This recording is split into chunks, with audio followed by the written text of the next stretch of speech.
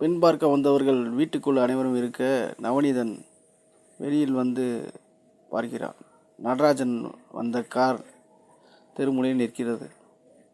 என்ன செய்வதென்று யோசனையாய் வீட்டுக்குள் சென்று திவ்யாவிடம் மெதுவாக சொல்கிறான்.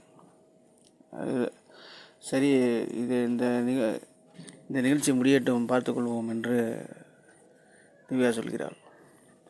திவ்யா, இந்த இந்த இடம் பெரிய இடம். இந்த இடத்தில் நீ மணப்பெண்ணாக போனால் நம் வாழ்க்கைக்கு நல்லது. எனவே இதை எப்படியாவது முடித்து விட வேண்டும் என்று திவ்யாவிடம் சொல்கிறான். சரி அண்ணா, வந்தவர்களை நீ கவனி அப்படின்று மெதுவாக கூறுகிறார். அந்த அனைவரும் பேசிக்கொண்டிருக்கிறார்கள்.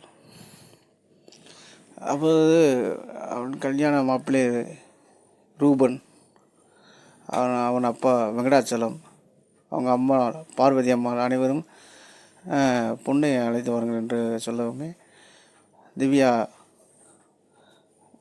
மணப்பெண் கோலத்தில் வருகிறாள். ரூபன் இருவரையும் வைத்து நிச்சயம் செய்கிறார்கள்.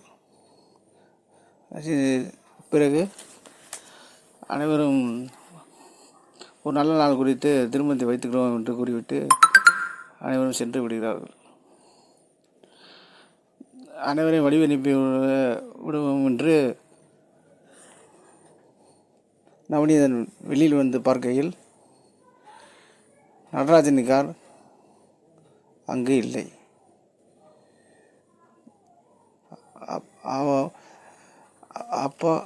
அப்போது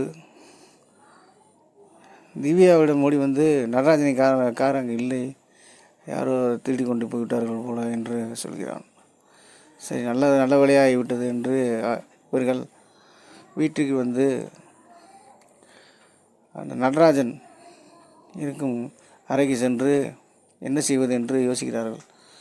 இரவு 12 மணிக்கு மேலே இந்த வேலை செய்வோம் என்று சொல்லிவிட்டு, உனக்கு ஏதாவது சாப்பாடு வாங்கி வருகிறேன் என்று நவநீதன் வெளியே செய்கிறான். வீட்டை பூட்டிக்கொள், யார் வந்தாலும் திறக்காது என்று. இருவரும் வாங்கி வந்த சாப்பாடை சாப்பிட்டு விட்டு நடராஜன் என்ன செய்யலாம் என்று யோசிக்கிறார்கள். அப்போது நவநீதன் சொல்கிறான், அந்த ரூமிலே ஒரு குழியை தோண்டி நடராஜனை புதைத்து விடுவோம். ரூமுக்கு தளம் போட வேண்டும் என்று கொத்தனாரிட சொல்லும், மறுநாள் தளம் ஒரு 2 நாள் போட்டு விடுவோம் என்று சொல்கிறான். சரி என்கிறாள் திவ்யா. அதே மாதிரி அவர்கள் செய்து விடுகிறார்கள். தொடரும்.